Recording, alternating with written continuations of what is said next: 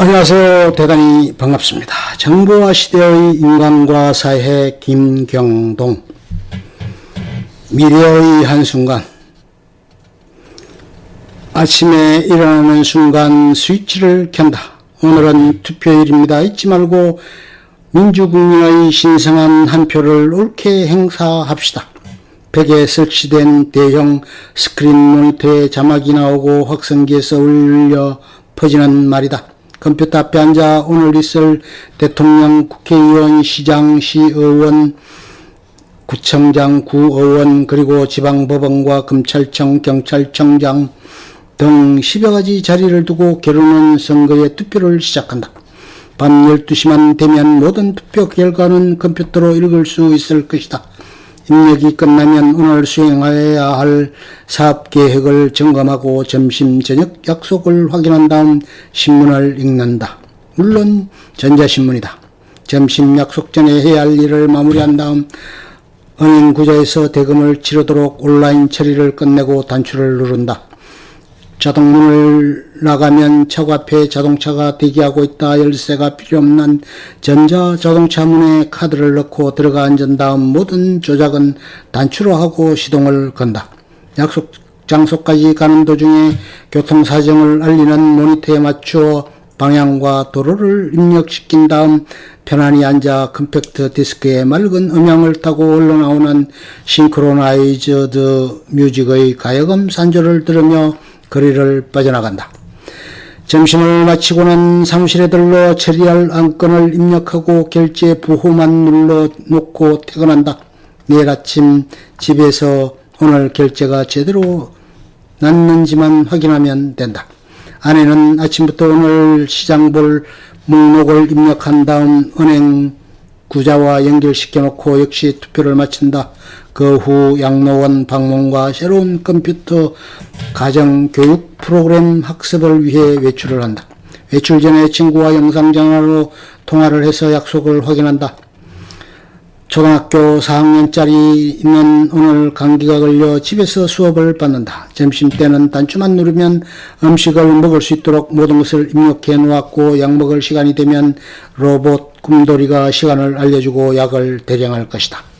공부하다 정 지루하면 가정걱정에 요금을 내고 어린이 공상과학 영화를 감상해도 좋다는 허락을 받았다. 정보 사회의 조직 원리.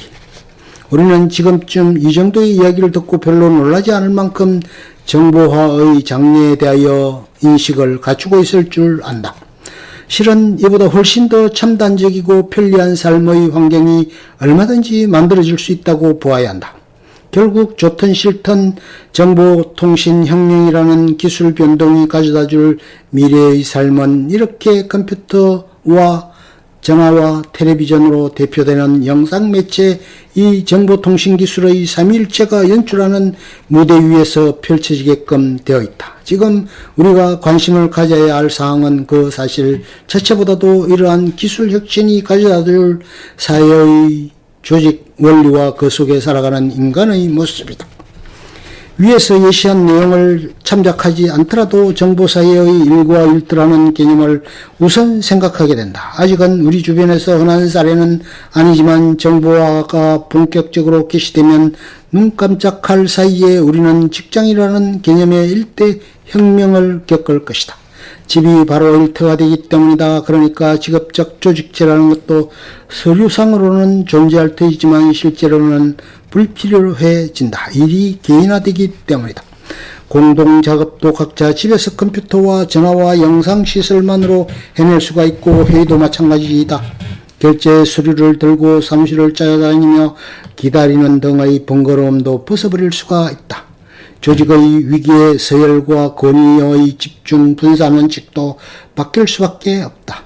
산업사회의 관료체제가 필요로 하였던 조직 원리와는 전혀 다른 원리가 적용되어야 하고 그것을 수행하였던 대형 건물은 용도를 더 창조적이고 유익한 대로 전환하게 된다. 이와 같은 추세는 사회의 권력 구조에도 변화를 수반한다. 권력의 집중보다는 분산을 조장할 개연성이 크기 때문이다. 그러나 여기에서 한 가지 주의할 것은 권력의 분산이란 정보의 분산을 전제할 때 가능하다는 점이다.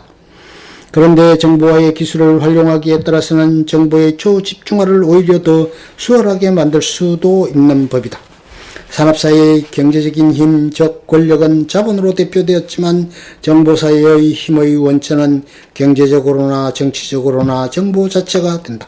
그 정보를 획득, 처리, 소유, 통제할 수 있는 힘이 모든 사회적 결정을 좌우할 수 있기 때문이다.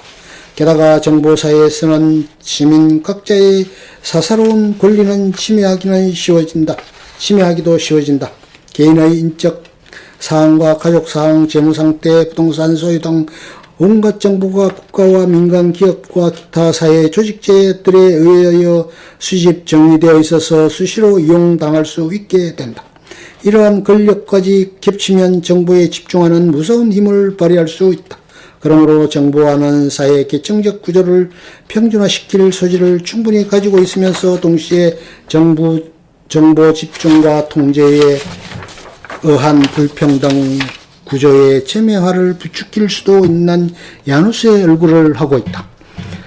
사실 기술 변동이 인간에게 도움을 준 것은 부인할 수 없으면서도 그것의 부정적인 효과를 또한 무시할 수 없는 양면성이 여기에서도 첨예하게 드러난다. 이러한 사회가 닥쳐왔을 때 인간은 어떻게 이에 적응하고 대처할 것인가를 상상해 보는 것도 흥미있는 일일 것이다. 그러나 실은 여기에도 신중함이 요구된다. 무엇보다도 정보화는 인간의 두뇌, 즉 소프트웨어가 좌우하는 사회를 가져온다. 그런 만큼 인간의 창의성과 의식이 핵심이 된다. 아울러 일이 개인화되고 분산되기 때문에 개성과 독창성이 중요해지는 것도 당연하다. 하지만 이런 상황이 전개됨으로써 사람들 사이의 관계와 집합적 목표를 어떻게 재정립할 것인가가 숙제로 떠오를 것이 분명하다. 정보사회와 인간의 문제. 마치 기술이 인간을 떠나 생존, 발전할 수 있는 것처럼 착각을 하기 쉬울 정도로 빠른 변화를 보이고 있지만 따지고 보면 모든 것이 다시 인간에게로 기착된다. 기술도 사람이 잘 살자고 사람이 만드는 것이다. 그것을 잘 쓰고 못 쓰고는 인간의 결정에 달려있다. 하지만 인간은 자신이 만들어낸 기술의 변화에 미처 따라가지 못하는 보수성을 보임으로써 기술 혁신이 가져다 줄 사회 변동에 대처하지 못하는 사이 인간과 사회 제도는 부적응의 병을 앓게 된다. 정보화가 쪼개할 수 있는 분산과 집중, 개인화와 집합화, 평준화와 독점화, 자율화와 강제화, 민주화와 독재화, 사생활 침해와 보호, 복지화와 박탈감 조장들의 양면적 가능성을 미리 짐작하고 이에 걸맞는 법 제도의 개선, 조직의 개편, 의식의 변화, 가치의 조장을 서둘러야 할 것이다. 한마디로 정보화의 사회적 충격을 막고 자발적 복지 사회 건설에 기여하도록 하자면 하드웨어 기술의 진전을 앞질러 변신하는 소프트웨어 인간 요소의 창의적 사고가 시급하고 기묘하다. 끝.